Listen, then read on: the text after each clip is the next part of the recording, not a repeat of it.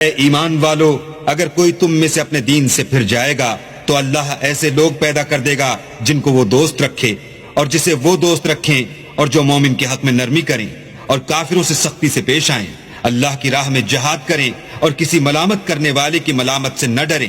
یہ اللہ کا فضل ہے، وہ جسے چاہتا ہے دیتا ہے، اور اللہ بڑی کشائش والا اور جاننے والا ہے۔ تمہارے دوست تو اللہ اور اس کے پیغمبر اور مومن لوگ ہی ہیں جو نماز پڑھتے اور زکوٰۃ دیتے اور اللہ کے آگے جھکتے ہیں، اور جو شخص اللہ اور اس کے پیغمبر اور مومنوں سے دوستی کرے گا تو وہ اللہ کی جماعت میں داخل ہوگا، اور اللہ کی جماعت ہی غلبہ پانے والی ہے۔ اے ایمان والو، جن لوگوں کو تم سے پہلے کتابیں دی گئی تھیں ان کو اور کافروں کو جنہوں نے تمہارے دین کو ہنسی اور کھیل بنا رکھا ہے دوست نہ بناؤ، اور مومن ہو تو اللہ سے ڈرتے رہو۔ اور جب تم لوگ نماز کے لیے اذان دیتے ہو تو یہ اسے بھی ہنسی اور کھیل بناتے ہیں، یہ اس لیے کہ سمجھ نہیں رکھتے۔ کہو کہ اے اہل کتاب، تم ہم میں برائی ہی کیا دیکھتے ہو سوا اس کے کہ ہم اللہ پر اور جو کتاب ہم پر نازل ہوئی اس پر اور جو کتابیں پہلے نازل ہوئیں ان پر ایمان لائے ہیں، اور تم میں اکثر بد کردار ہیں۔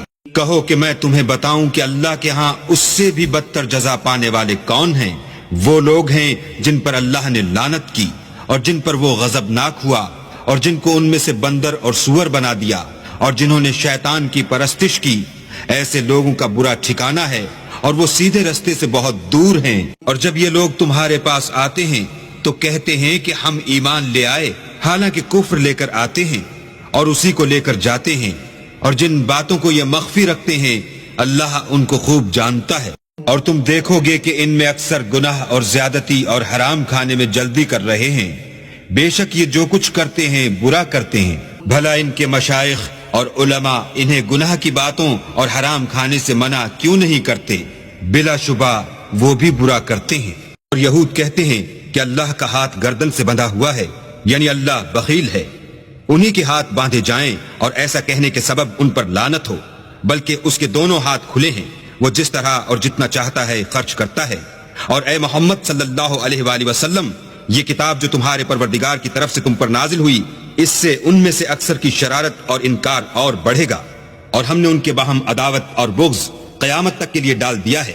یہ جب لڑائی کے لیے آگ جلاتے ہیں تو اللہ اس کو بجھا دیتا ہے، اور یہ ملک میں فساد کے لیے دوڑتے پھرتے ہیں، اور اللہ فساد کرنے والوں کو دوست نہیں رکھتا۔ اور اگر اہل کتاب ایمان لاتے اور پرہیزگاری کرتے تو ہم ان میں سے ان کے گناہ محو کر دیتے اور ان کو نعمت کے باغوں میں داخل کرتے۔ اگر وہ تورات اور انجیل کو اور جو اور کتابیں ان کے پروردگار کی طرف سے ان پر نازل ہوئیں ان کو قائم رکھتے تو ان پر رزق مہ کی طرح برستا کہ اپنے اوپر سے اور پاؤں کے نیچے سے کھاتے۔